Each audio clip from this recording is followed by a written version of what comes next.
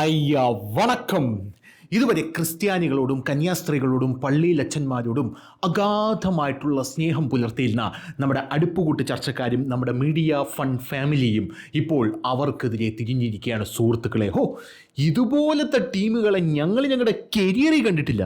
മോശം എന്ന് പറഞ്ഞാൽ മോശം മോശം മോശം മോശം മോശം വളരെ മോശം എന്നാണ് ഇപ്പോൾ അടുപ്പുകൂട്ടി ചർച്ചയിലിരിക്കുന്ന മാധ്യമപ്രവർത്തകൻ എന്ന ഫ്രീക്ക് വേണ്ടിയിട്ടിരിക്കുന്ന ജമാഅത്തെ ഇസ്ലാമിയുടെ അമീറായിട്ടുള്ള നമ്മുടെ ദേവൂദ് സാർ പറയുന്നത്. എന്തായാലും നമ്മുടെ സമൂഹത്തിൽ ഇത്രയധികം വിഷം വമിപ്പിക്കാൻ സാർ കാണിക്കുന്ന ഈ ഒരു ശുഷ്കാന്തി അത് നമ്മൾ കണ്ടില്ല എന്ന് നടിക്കാനായിട്ട് പാടില്ല. നിങ്ങൾ എവിടെയെങ്കിലും SDPI എന്ന് പറയുന്ന ആ വൃത്തികെട്ട അലവലാതി സംഘടനയാണ് അല്ലെങ്കിൽ ആ പാർട്ടിയാണ് ഇതിൻ്റെ പിന്നിൽ എന്ന് ആരെങ്കിലും പറഞ്ഞു കേട്ടില്ല, പറയില്ല. കാരണം എന്താണ്? തദ്ദേശ തെരഞ്ഞെടുപ്പ് വരുന്നുണ്ട്.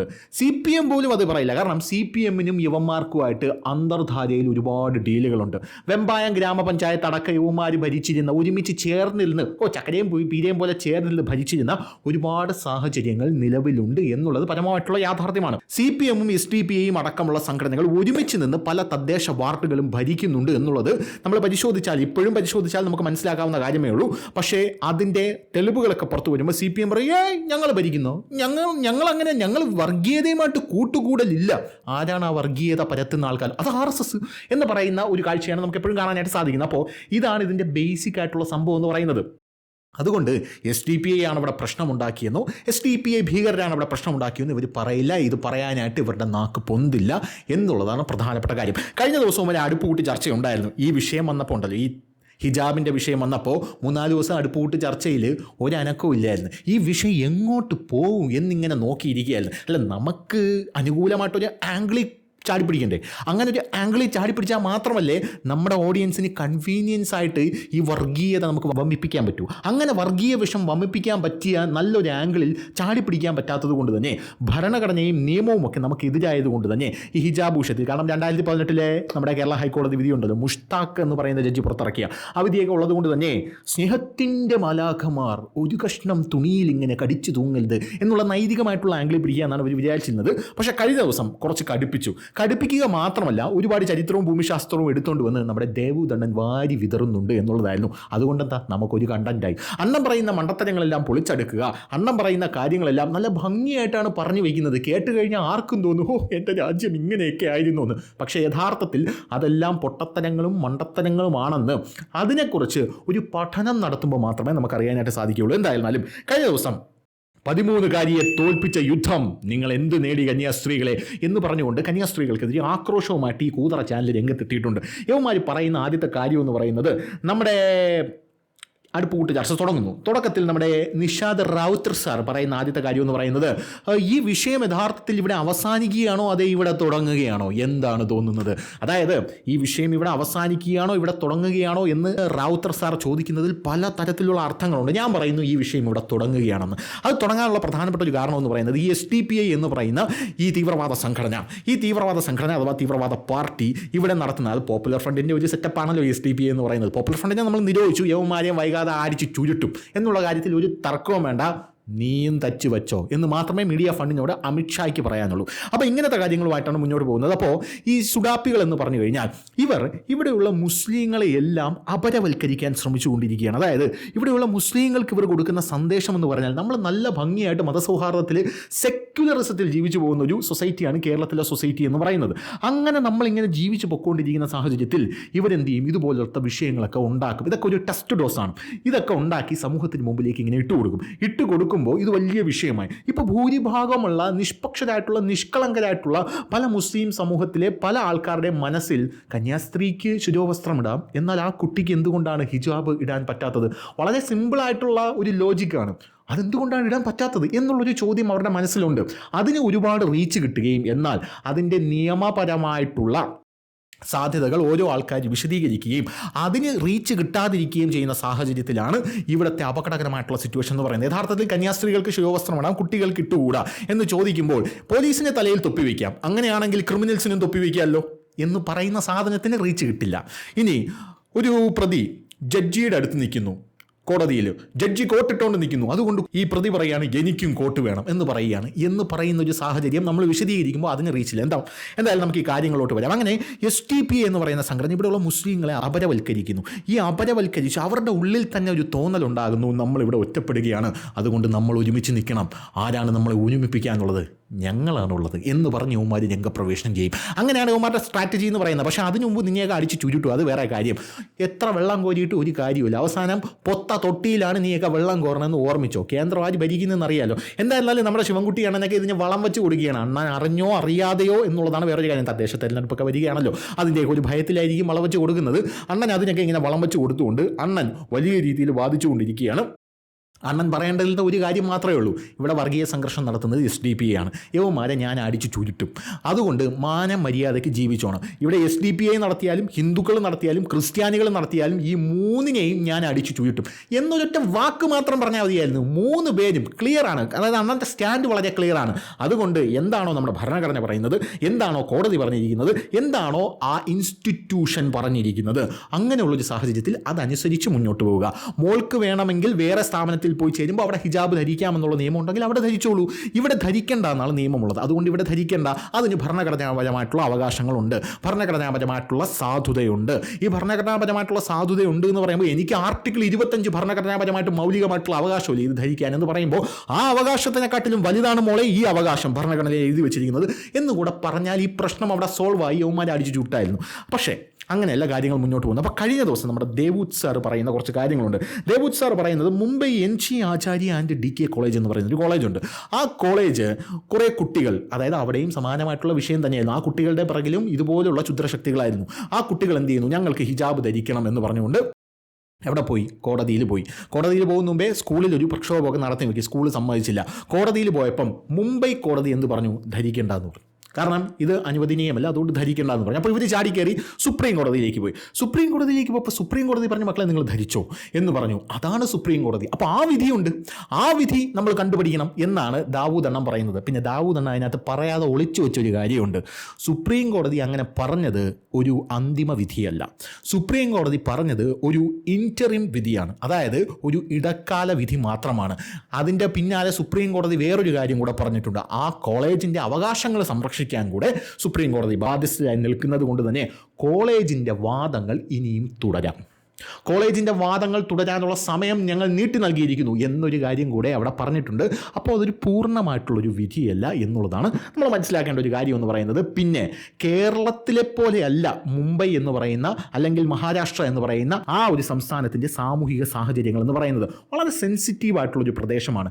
അവിടെയുള്ള ആൾക്കാർ പലരും മതനിയമങ്ങൾ കർശനമായി പാലിക്കുന്നവരാണ്. അത് ഹിന്ദുക്കളായിരുന്നാലും ശരി, മുസ്ലിങ്ങളായിരുന്നാലും ശരി തന്നെ. അപ്പോൾ അങ്ങനെ പാലിക്കുന്നവരുടെ കൂട്ടത്തിൽ ഇങ്ങനെ പാലിക്കുന്ന ഒരാൾ വരുമ്പോൾ അവർക്ക് ആ സാധനം നിയന്ത്രിക്കുന്നത് ശരിയല്ല എന്ന് കോടതിക്ക് തോന്നിയാൽ തെറ്റു പറയാൻ പറ്റില്ല. എന്നാൽ കേരളത്തിലേക്ക് വരുമ്പോൾ സ്ഥിതി വളരെ വ്യത്യസ്തമാണ്. കേരളത്തിലെ ഹിന്ദുക്കൾ എന്ന് പറഞ്ഞു കഴിഞ്ഞാൽ യഥാർത്ഥത്തിൽ മതനിയമങ്ങൾ എന്താണെന്ന് പോലും അറിയില്ല.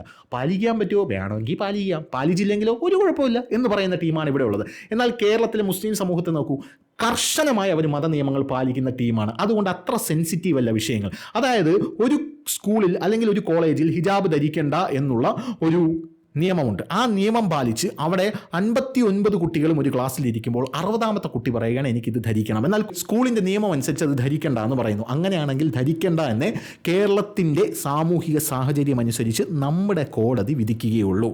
അതാണ് അതിൻ്റെ ഗുട്ടൻസ് എന്ന് പറയുന്നത്. അപ്പോൾ അങ്ങനെയാണ് കാര്യങ്ങളുടെ പോക്കെന്ന് പറയുന്നത്. അപ്പോൾ അണ്ണൻ ഈ പറയാതെ മറച്ചു വെച്ചൊരു കാര്യം ഇതാണ്. ഇനി അണ്ണൻ പറയുന്ന വേറൊരു യമണ്ടം കാര്യമുണ്ട്. അതായത് ടിപ്പു സുൽത്താൻ്റെ നാടല്ലേ ഇത്? ടിപ്പു സുൽത്താൻ എന്തോന്ന് കൊണച്ചെന്നാണ് അണ്ണൻ പറയുന്നതെന്ന് കേൾക്കണം. ഭയങ്കര രസമാണ്. ടിപ്പു സുൽത്താൻ്റെ നാട്ടിൽ എന്താണ്? ടിപ്പു സുൽത്താൻ്റെ കൊട്ടാരം. ആ കൊട്ടാരത്തിൻ്റെ അടുത്ത് ടിപ്പു സുൽത്താൻ ഉറങ്ങി എഴുന്നേക്കുന്നത് തന്നെ അമ്പലമണി കേട്ടിട്ടാണ്. രാവിലെ എണീക്കുമ്പോൾ തന്നെ ആ അമ്പലമണി കേൾക്കും. പോരാത്തതിന് നല്ല ദീപാരാധനയുടെ സുഗന്ധമൊക്കെ ടിപ്പു സുൽത്താൻ്റെ മൂക്കിലേക്ക് തുളച്ച് കയറുമായിരുന്നു. അത്ര മതേതരത്വമുള്ള ഒരാളായിരുന്നു ടിപ്പു സുൽത്താനാണെന്നാണ് അണ്ണൻ പറയുന്നത്. പോരാത്തതിന് ഇതൊക്കെ പല കാര്യങ്ങളിലും എഴുതി വെച്ചിട്ടുണ്ട്. അതായത് പല പല രേഖകളിലും എഴുതി വെച്ചിട്ടുണ്ട്. നിങ്ങൾക്കിത് വായിച്ചു നോക്കാം. അങ്ങനത്തെ ഒരു നാടായിരുന്നു ടിപ്പു സുൽത്താൻ്റെ നാടായിരുന്നു ഈ നാടെന്ന് പറയുന്നത്. അപ്പോൾ ഈ ടിപ്പു സുൽത്താൻ്റെ ഈ കൊട്ടാരത്തിലേക്ക് ഫ്രഞ്ച് ഡിപ്ലോമാറ്റുകൾ വന്നപ്പോൾ ചോദിച്ചു, നിങ്ങൾ എന്തിനാണ് ഇതൊക്കെ അനുവദിച്ചു കൊടുക്കുന്നത്? ദിസ് ഈസ് വെരി ബാഡ്, ഇങ്ങനെ അനുവദിച്ചു കൊടുക്കാൻ പാടില്ല എന്ന് ടിപ്പു സുൽത്താനോട് ചോദിച്ചത്രേ. അപ്പോൾ ടിപ്പു സുൽത്താൻ പറഞ്ഞത്രേ, അവരുടെയും കൂടെ നാടല്ലേ സുഹൃത്തേ ഈ നാട്, അതുകൊണ്ട് അവരെ കൂടെ നമുക്ക് എന്ത് ചെയ്യണം, ചേർത്ത് പിടിച്ച് മുന്നോട്ട് പോകണം. അപ്പോൾ അങ്ങനത്തെ ഉള്ളൊരു നാട്ടിലാണ് ഈ കന്യാസ്ത്രീകളൊക്കെ ഈ പണി കാണിക്കുന്നതെന്ന് നമ്മൾ ആലോചിച്ച് നോക്കണം എന്ന് പറഞ്ഞുകൊണ്ടാണ് ദാവൂദ് സാർ മുന്നോട്ട് പോകുന്നത്. പക്ഷേ ഇത് തികച്ചും ചരിത്രപരമായി വസ്തുതാവിരുദ്ധമാണ് എന്നുള്ളൊരു കാര്യം ദാവൂദ് സാർ പറയുന്നില്ല. ദാവൂദ് സാർ ഇവിടെ മറന്നുപോയൊരു കാര്യമുണ്ട്. ഈ ടിപ്പു സുൽത്താൻ്റെ ഈ രാഷ്ട്രീയ നയം എന്ന് പറയുന്നത് എന്തായിരുന്നു, അല്ലെങ്കിൽ ടിപ്പു സുൽത്താൻ്റെ മതനയം എന്ന് പറഞ്ഞാൽ എന്തായിരുന്നു? ഞാൻ പറഞ്ഞുതരാം.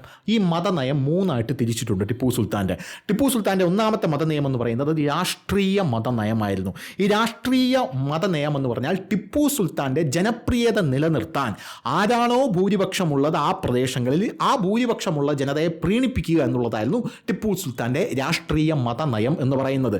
ഈ രംഗനാഥ സ്വാമി ക്ഷേത്രം എന്ന് പറയുന്ന ടിപ്പു സുൽത്താൻ്റെ കൊട്ടാരത്തിന് അടുത്തിരിക്കുന്ന ക്ഷേത്രം, ആ ക്ഷേത്രത്തിൽ ടിപ്പു സുൽത്താൻ കൈവയ്ക്കാത്തതിൻ്റെ പ്രധാനപ്പെട്ട കാരണം അവിടെ ഭൂരിഭാഗവും ഹിന്ദുക്കളായിരുന്നു. കൈവച്ചാൽ അടിച്ചണ്ണാക്കി തരും എന്ന് ടിപ്പു സുൽത്താന് കൃത്യമായിട്ട് അറിയാമായിരുന്നു. അതുകൊണ്ട് തന്നെ ടിപ്പു സുൽത്താൻ എന്ത് ചെയ്തില്ല, ആ അമ്പലത്തിന് തൊട്ടില്ല എന്നുള്ളതാണ് കാര്യമെന്ന് പറയുന്നത്. ആർക്കായിരുന്നാലും നിലനിൽപ്പാണല്ലോ പ്രധാനം, അതിന് ഏത് ഗോത്താഴത്തെ രാജാവായിരുന്നാലും ശരി തന്നെയാണ്. അപ്പോൾ അങ്ങനത്തെ ഒരു സാഹചര്യം അവിടെ ഉണ്ട്. അവിടുത്തെ ഹിന്ദു ജനത എന്ന് പറഞ്ഞാൽ അന്ന് സ്ട്രോങ് ആയിരുന്നു എന്നുള്ളതാണ് പ്രധാനപ്പെട്ട ഒരു കാര്യം. അതുകൊണ്ടാണ് ഈ രംഗനാഥ സ്വാമി ക്ഷേത്രത്തിൽ കൈവയ്ക്കാത്തത്. ഇനി രണ്ടാമത് ഇസ്ലാമിക മതാധിഷ്ഠിത നയം എന്ന് പറഞ്ഞൊരു നയമുണ്ട്. അപ്പോൾ ടിപ്പു സുൽത്താൻ്റെ ആദ്യത്തെ നയം എന്ന് പറയുന്ന മതനയം എന്ന് പറയുന്നത് രാഷ്ട്രീയ മതനയം, രണ്ടാമത്തെ മതനയം എന്ന് പറയുന്നത് ഇസ്ലാമിക മതാധിഷ്ഠിത നയം, മൂന്നാമത്തെ എന്ന് പറയുന്നത് യുദ്ധനയം. ഈ യുദ്ധനയം എന്ന് പറയുന്നത് ഈ പ്രതിപക്ഷത്തുള്ള ആൾക്കാർ ഹിന്ദുക്കളോ പോർച്ചുഗീസുകാരോ ഒക്കെ ആണെങ്കിൽ അവരെ പിടിച്ച് മതം മാറ്റുക അല്ലെങ്കിൽ കൊന്നുകളയുക, ഇതാണ് അടുത്ത നയം എന്ന് പറയുന്നത്. അപ്പോൾ ഈ മൂന്ന് നയവും ടിപ്പു സുൽത്താൻ ഫോളോ ചെയ്തിരുന്നു. ഇതിൽ ശ്രീരംഗനാഥ ടെമ്പിൾ എന്ന് പറയുന്ന ടെമ്പിൾ പ്രോഗ്മാറ്റിക് പൊളിറ്റിക്കൽ സ്ട്രാറ്റജിയാണ് ടിപ്പു സുൽത്താൻ എടുത്തിരുന്നത് എന്ന് നമുക്ക് മനസ്സിലാകും. അത് നമുക്ക് മനസ്സിലാകണമെങ്കിൽ കൊളോണൽ വിക്സിൻ്റെയും മാർക്ക് വിൽക്സിൻ്റെയും ഹിസ്റ്ററി സ്കെച്ചസ് ഓഫ് മൈസൂർ എന്ന് പറയുന്ന പല പല ചരിത്ര രേഖകളും അത് എഴുതിയിട്ടുണ്ട്. അണ്ണൻ അത് നിർത്ത് വായിച്ചു നോക്കിയാൽ മതി. അപ്പോൾ ടിപ്പു സുൽത്താൻ എന്ന് പറയുന്ന ആൾ ഇത്രയും ഗംഭീരമായിട്ടുള്ളൊരു കിടുക്കാച്ചിയായിട്ടുള്ളൊരു തങ്ക കട്ടിയായിരുന്നു എന്നൊക്കെ പറയുന്നതിന് മുമ്പ് ആലോചിക്കണം, ഇങ്ങനെയുള്ള പല കാര്യങ്ങളും കൂടെ അതിനകത്തുണ്ടെന്നും അങ്ങനെയുള്ള കാര്യങ്ങളെല്ലാം ഇങ്ങനെ വളച്ചൊടിച്ച് എൻ്റെ പൊന്നോ വളച്ചൊടിച്ച് അങ്ങ് എടുക്കുകയാണ് അമ്മ. അപ്പോൾ അങ്ങനെയാണ് കാര്യങ്ങളുടെ പോക്കെന്ന് പറയുന്നത്. ഇനി അടുത്തൊരു സംഭവം എന്ന് പറയുന്നത് മലബാർ, കൂർഗ്, മാംഗ്ലൂർ അടക്കമുള്ള സ്ഥലങ്ങളിലും ഈ ടിപ്പു സുൽത്താൻ നശിപ്പിച്ച ക്ഷേത്രങ്ങൾക്ക് കയ്യും കണക്കുമില്ല എന്ന ചരിത്ര രേഖകൾ ഇവിടെ തന്നെ ഉണ്ട്. പോരാത്തതിന് ലവന് വെട്ടുകിട്ടി തിരുവനന്തപുരത്ത് നിന്ന് ഓടിയൊരു ചരിത്രം, അതായത് തിരുവിതാംകൂറിൽ നിന്ന് ഓടിയൊരു ചരിത്രം ഉണ്ടെന്ന് കേൾക്കുന്നു. മൊണ്ടിയാണ് ഓടിയത്, തിരുവിതാംകൂറിലെ രാജാവിൻ്റെ കയ്യിൽ നിന്ന് വെട്ടും കൊണ്ടാണ് ഓടിയത് എന്നൊരു ചരിത്രമുണ്ട്. അങ്ങനെ ഒരുപാട് ചരിത്രങ്ങൾ ഈ ടിപ്പു സുൽത്താനെ സംബന്ധിച്ചുണ്ട് എന്നാണ് മനസ്സിലാക്കണം. ടിപ്പുവിൻ്റെ രാജ്യം ബ്രിട്ടീഷുകാർ പിടിക്കാമെന്നപ്പോൾ ആ രാജ്യത്തെ സംരക്ഷിക്കാനായിട്ട് ടിപ്പു സുൽത്താൻ എന്ത് ചെയ്തു, യുദ്ധം ചെയ്തു. അങ്ങനെ യുദ്ധം ചെയ്ത ടിപ്പു സുൽത്താൻ ആരാണ്? ബൃട്ടീഷുകാർക്കെതിരെ പോരാടിയ മഹാ സ്വാതന്ത്ര്യ സമര സേനാനിയായി. നല്ല കഥയാണ്, അടിച്ചിറങ്ങുകയാണ്. അപ്പോൾ ഇങ്ങനെയാണ് കാര്യങ്ങൾ മുന്നോട്ട് പോകുന്നത്. ഇനി ഇതിൻ്റെ ക്ലൈമാക്സ് അംഗീകരിക്കാൻ സാധിക്കില്ല എന്നാണ് നമ്മുടെ നിഷാദ് റാവുത്തർ എണ്ണം പറയുന്നത്. പിന്നെ തൊട്ടപ്പുറത്തൊരു വേട്ടാവളി ഇരിപ്പുണ്ട് അജിംസ് എന്ന് പറയുന്നത്. വളരെ ആധികാരികമായി മണ്ടത്തരം പറയുന്നത് കൊണ്ടാണ് ലവനെ നമ്മൾ ഇതിനകത്തോട്ട് എടുക്കാത്തത്, ലവനെ നമ്മൾ മാറ്റി നിർത്തിയിരിക്കുന്നു. കാരണം ഒന്നുമില്ല പറയാൻ, വെറും വേട്ടാവളി. അപ്പോൾ അങ്ങനെയാണ് കാര്യങ്ങളുടെ പോക്കെന്ന് പറയുന്നത്. പിന്നെ ദാവൂദ് സാർ പറയുന്നു, ഈ ഹിജാബ് ധരിച്ചുകൊണ്ട് അവിടെ വന്നു കഴിഞ്ഞാൽ മറ്റു കുട്ടികൾ ഭയപ്പെടുമെന്നാണ് കന്യാസ്ത്രീകൾ പറയുന്നത്. അല്ല, ഏത് കന്യാസ്ത്രീയാണ് അങ്ങനെ പറഞ്ഞത്? കന്യാസ്ത്രീകളുടെ ബൈറ്റ് മൊത്തം ഞാൻ കേട്ടതാണ്. അവർ വളരെ ഗംഭീരമായിട്ട് പറയുന്നത്, ആ കുട്ടി ഇനി നമ്മുടെ സ്കൂളിൽ വരണം, കുട്ടി നമ്മുടെ സ്കൂളിൽ പഠിക്കണം, ആ കുട്ടി നല്ലൊരു കുട്ടിയാക്കി നമ്മൾ വളർത്തിയെടുക്കും, ആ കുട്ടി വന്നപ്പോഴുണ്ടായിരുന്ന അതേ സ്നേഹത്തോടെ ഞങ്ങൾ ആ കുട്ടിയെ സ്വീകരിക്കുമെന്നാണ് ആ കന്യാസ്ത്രീ പറയുന്നതായിട്ട് ഞാൻ കേട്ടത്.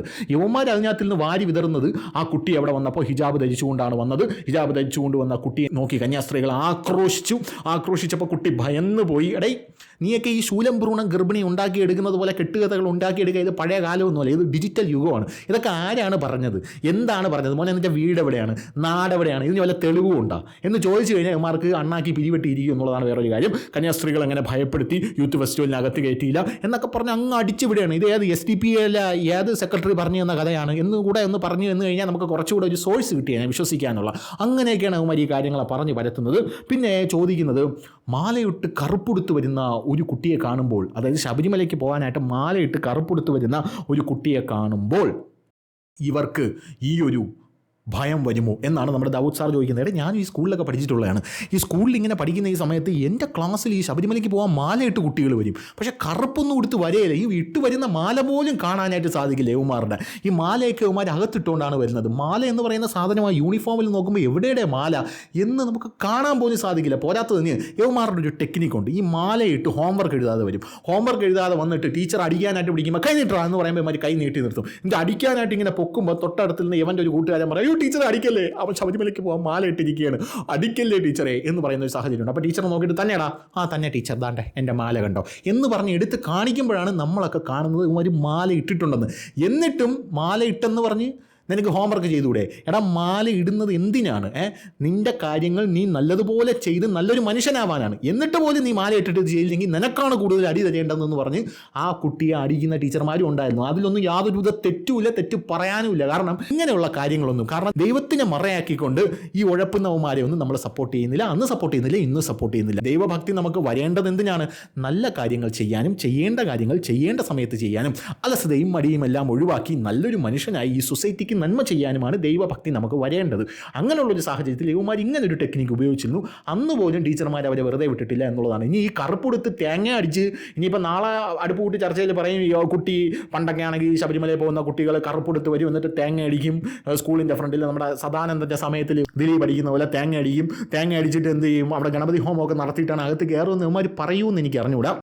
വേറൊരു കാര്യം ഇവറ്റകൾ പറയുന്നത്, ഈ ഹിജാബ് എന്ന് പറയുന്നൊരു സാധനം ഉണ്ടല്ലോ, അത് നിരോധിക്കുകയാണെങ്കിൽ, അത് സ്കൂളിൽ നിരോധിക്കുകയാണെങ്കിൽ എല്ലാം നിരോധിക്കേണ്ടത് എന്നുള്ള രീതിയിലുള്ള ടോക്കാണ് അവിടെ പോകുന്നത്. ഈ ബിന്ദി ഉണ്ടല്ലോ, ഈ തൊടുന്ന പൊട്ട്, ഈ പൊട്ട് എന്ന് പറയുന്ന സാധ്യത ഉണ്ടല്ലോ, അതൊരു റിലീജിയസ് പ്രാക്ടീസ് അല്ലേ, അത് നിരോധിക്കണ്ടേ? എൻ്റെ പൊന്നോ, ഇത് ഏതൊക്കെ വഴി കൂടിയാണ് പോകണമെന്നൊന്ന് ആലോചിച്ച് നോക്കണം. പൊട്ട് എന്ന് പറയുന്ന സാധനം ഹിന്ദു റിലീജിയസ് ആക്റ്റാണ് അത്രേ.